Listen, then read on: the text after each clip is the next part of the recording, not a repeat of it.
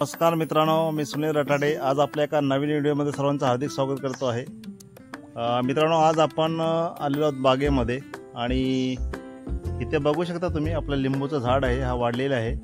याची आपण कटिंग करणार आहोत, कारण कसं आहे लिंबूला जर आपण कटिंग केली तर झाड तो व्यवस्थित चांगल्या पद्धतीने वाढतो आणि पसरतो व्यवस्थित।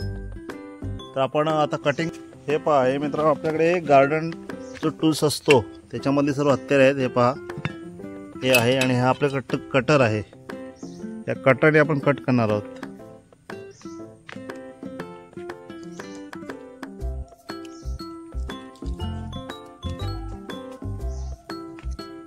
ती वेल आणली मी, हा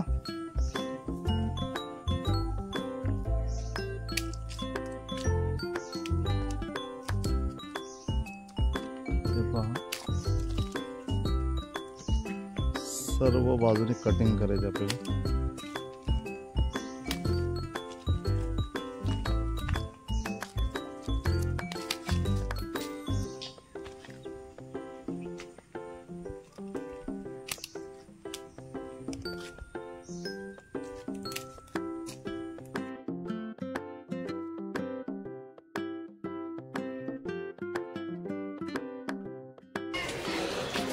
चला तर आपण कटिंग चालू करूया।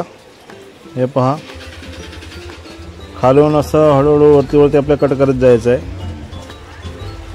आणि गोल शेप मध्ये कटिंग करायची आपल्याला। तर हे पहा मित्रांनो, आपण आता कटिंग करतोय। हे पहा, कटिंग करतोय आपण।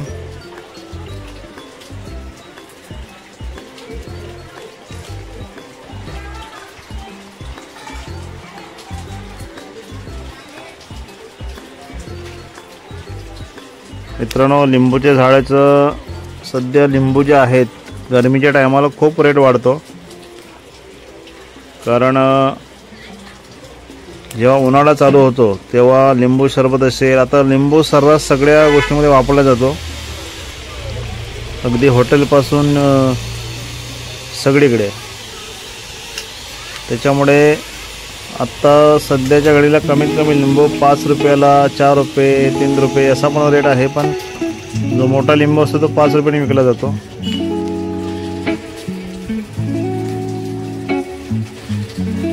असं आपण स्वतः आता विकतोय लिंबू आपल्या दुकानातून। त्याच्यामुळे लिंबूचं उत्पादन जर आपल्या स्वतःच्या घरचं असेल तर आपलं चांगलं बेनिफिट होऊ शकतो त्याचा। आता आपण जवळजवळ एक 6-7 झाडं लावलेली आहेत। 2 झाडं मोठी आहेत, बाकी मिडियम आहेत।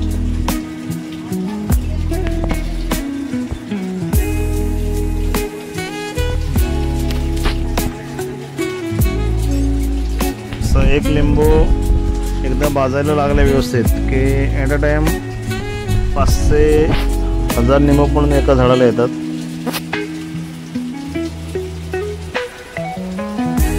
जर तुम्हाला मोठ्या पद्धतीने उत्पादन घ्यायचं असेल तर तुम्ही जर लिंबूच्या झाडांची चांगली लागवड केली, 100-200 झाडांची, तर चांगल्या पद्धतीने उत्पादन घेऊ शकता।